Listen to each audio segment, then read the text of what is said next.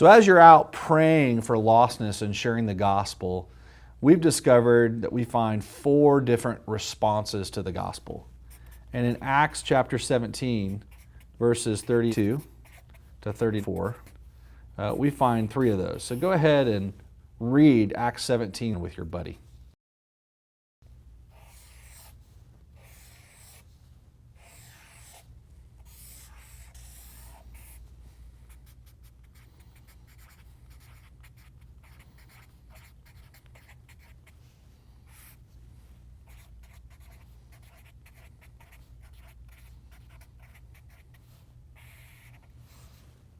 Okay, everybody get a chance to read with your training buddy? All right, so what did you notice, the 3 responses in Acts 17? Okay, yeah, some mocked. All right, so that would be our red light response. Some said we want to hear more, so that's a yellow light. And then some wanted to repent and believe. That's a green light response. So let's go ahead and define these. So a red light would be somebody who says no. Whether they're rude or they're kind, they're saying no to either you or to the gospel. That would be a red light response. A yellow light response would be somebody who says, maybe, I'm interested, but I'm not ready to follow Jesus yet.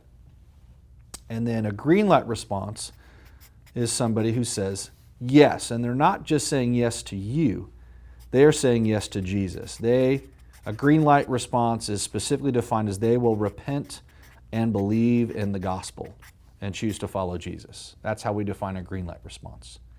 And we've noticed in the harvest a 4th response where they say, hey, I'm a Christian. I'm a follower of Jesus. So we are going to encounter believers out in the harvest. So these are the 4 different types of responses. Go ahead and practice defining them with your training buddy.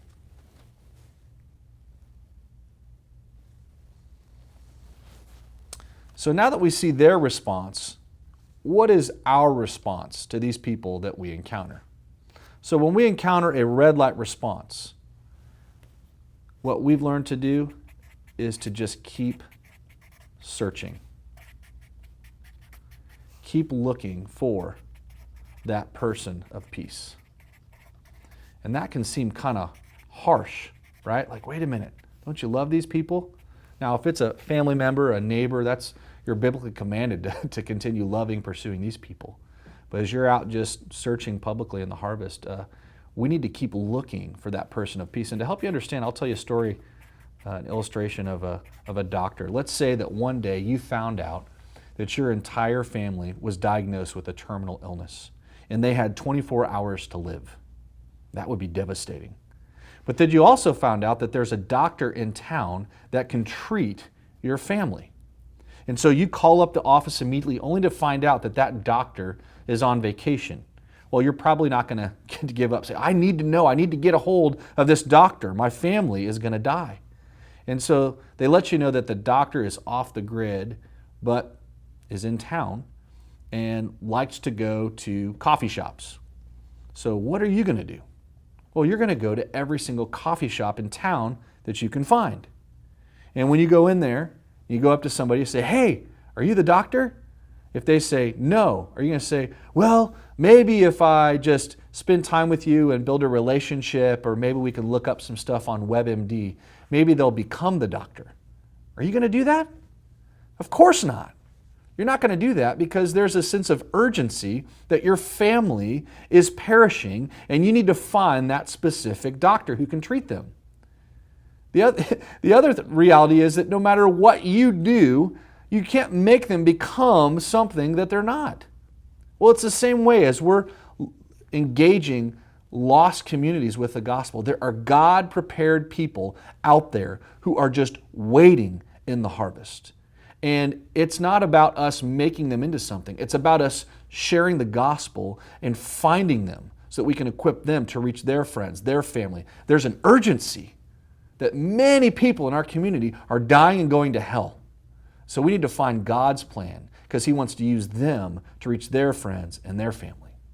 So when we encounter a red light in the harvest, it's important. It's the loving thing to do to keep searching for that person of peace.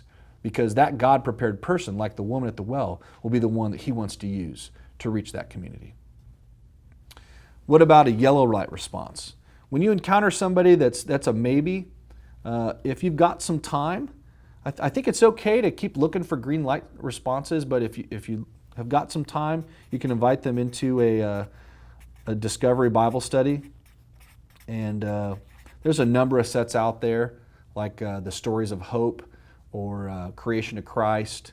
But just spending some time sitting down looking at the scriptures with them, specifically stories of Jesus, is what we'd recommend with the yellow light response. When somebody chooses to repent and believe, what we want to do is we want to train them. Equip them first in the 411 and then in the commands of Christ. And if you've got the freedom to baptize, go ahead and baptize them. And then lastly, when we encounter a Christian, it's the exact same response. We want to train them first in the 411 and next in the commands of Christ. So these are the 4 responses to the gospel and what our response should be, that we might equip them to make disciples who make disciples to see no place left.